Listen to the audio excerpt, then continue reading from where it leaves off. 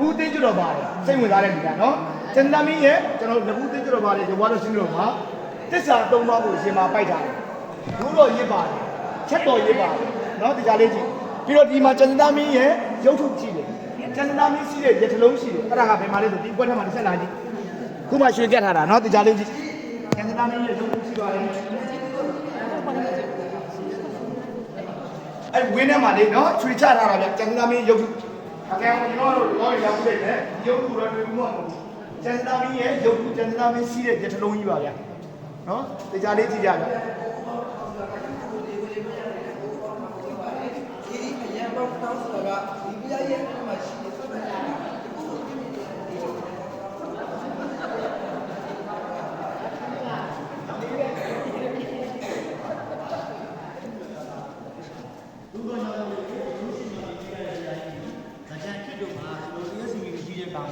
ညီလူဒီလားသူတို့ရောက်ကဘုရားကိုလာပြီးတော့ကြည်ညိုသတ်မှတ်ရအောင်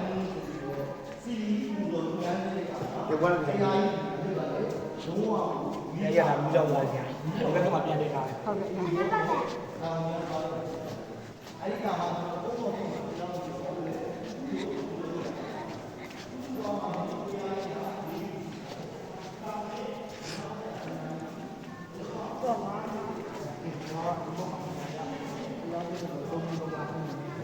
ဖယားမျက်နှာတော့တုံးတုံးဖူးရင်ဒီမှာဖူးမယ်နော်ခဏလေးနောက်ကဖွဲ့ရတဲ့တစ်ချက်လောက်နားလေးတောင်ကျွန်တော်တို့အခုရောက်နေတာက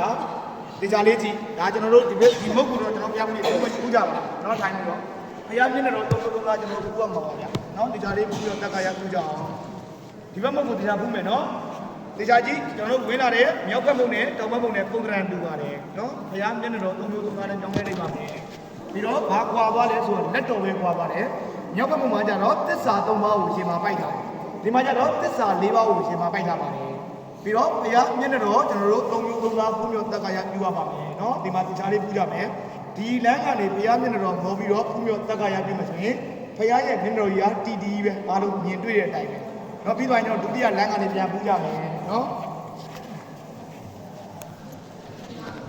ဒီစိတ္တတဲ့နေဖူးရင်ကျွန်တော်တီတီပါเนาะဒုတိယလမ်းကနေပြန်ပြီးတော့ဖူးတယ်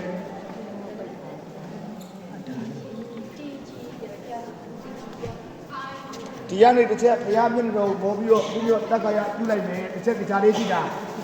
ကျွန်တော်တို့ပြောလို့လေပြုံးနေတယ်လို့ဖြစ်နေတယ်တိတ်တော့မပြုံးသေးဘူးစစ်တဲ့မှာတော့တီတီပဲဒီမှာကျတော့ကြီးတာဆိုတော့လူတွေများလို့ပြောမယ်ဆိုရင်ပြုံးနေတယ်လို့ဖြစ်နေတယ်တိတ်တော့မပြုံးသေးဘူးကျွန်တော်တို့ပြည်သူပြည်သားဖူးမြော်တဲ့လမ်းကနေပြန်ပြီးတော့ဖူးမယ်နော်နောက်တိတိုးမယ်ခလုံးလေးတိုက်ကြအားလုံးကလေးဆိုင်တာနော်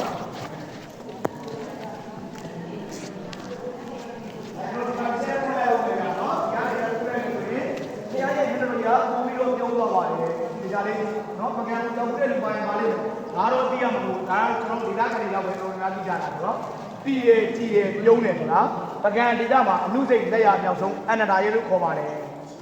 ဒါလေးဒီနော်ပြောင်းလဲတာကိုတွေ့ကြတာမဟုတ်ဘူးပြီးတော့ကျွန်တော်နင်းလာတဲ့ဓာကြီးတစ်ချက်ကြည့်အောင်ကျွန်တော်တို့အောက်မှာနင်းလာတဲ့ဓာကြီးဒီဓာကြီးတွေမှာလည်းသမိုင်းရှိတာပေါ့ဒီဘုရားကြီးရဲ့ဗုဒ္ဓဥဒ္ဒနိယဘုရားပွဲတော်ကဆိုရင်ကျွန်တော်တို့ပြာသူလားတလာမှုချင်းပါတယ်ပကံမှာလာလုံးပွဲသုံးပွဲစတိုက်ရှိတယ်နံပါတ်1ကရွှေကြီးကိုဘုရားကြီးရဲ့ဘုရားဘုရားပွဲတော်က